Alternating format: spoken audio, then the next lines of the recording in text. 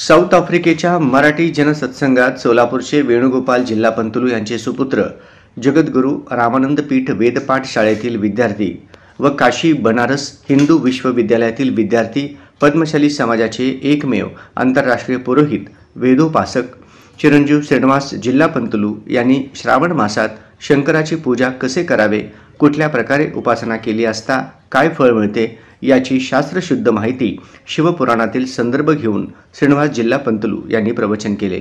नमस्कार, आज आपण बोलणार आहोत श्रावण मासामध्ये काय करावे काय करू नये। या वर्षी श्रावण मास 25 जुलै 2025 ते 23 ऑगस्ट 2025 पर्यंत आहे।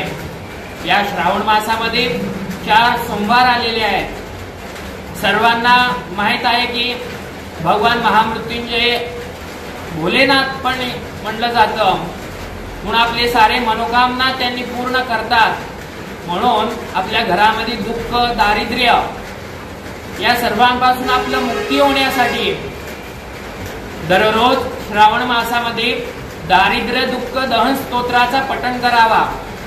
त्यानंतर ज्यांच्या घरामध्ये पती पत्नीमध्ये क्लेश भावना उत्पन्न होतो, दररोज भांडण होतात, अशांनी पाण्यामध्ये थोडंसं कापूर चुरा करून घालावा।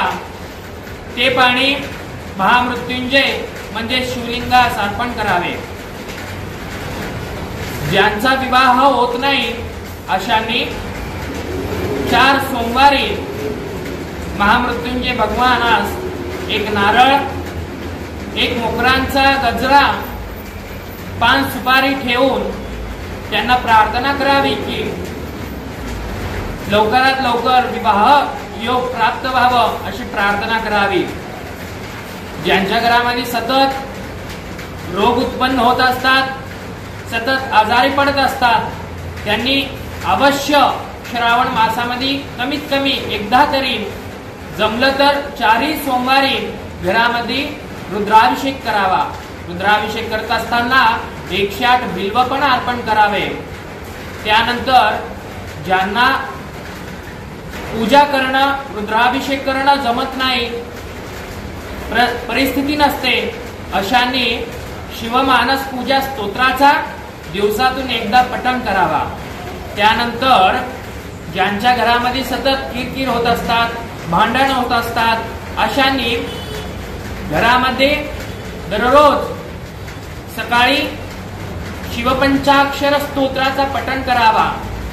आणि ज्यांचा तब्येत सारखं खराब होत असतो, ज्यांनी आजारी पडत असतात, त्यांनी शक्यतो पूर्ण श्रावण महिन्यात प्रत्येक दिवशी 16 माळ ओम नमः शिवायचा जप करावा।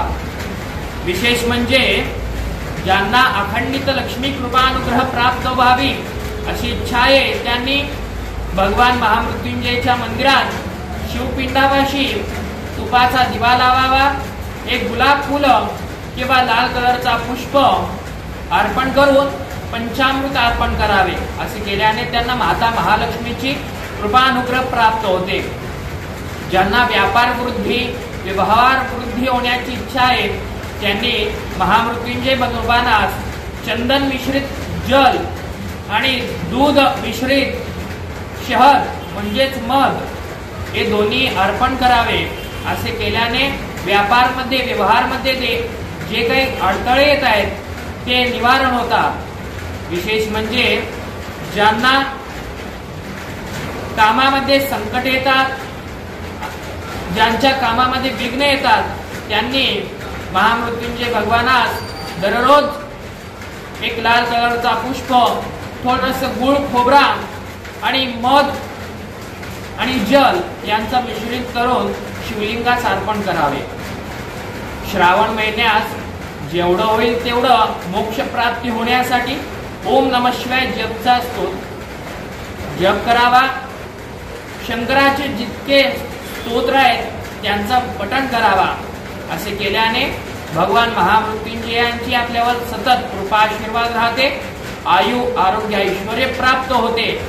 विशेष म्हणजे ज्यांना संतान नाहीत त्यांनी संतान प्राप्तीसाठी दररोज 1 मूठभर गहू, गंगाजल, विशेष म्हणजे चंदन, तुपाचा दिवा महामृत्युंजयाच्या समोर लावून गहू, चंदन मिश्रित जल महामृत्युंजय शिवपिंडावरती अर्पण करावे. असे केल्याने त्यांना शंकराच्या कृपाशीर्वादाने संतान प्राप्ती होते असं सांगितलेलं गेलेलं आहे. आपल्याला लक्षात ठेवायचं आहे की महामृत्युंजय भगवानाचे एक नाव पशुपतीनाथ पण आहे. म्हणजेच कृमी, कीटक, पशुपक्षी यांचे अधिपती, यांचे मालक, यांचे पिता समान आहेत महादेव. म्हणून आपण या श्रावण मासात अभक्ष्य भोजन, महासारी त्याग करावा.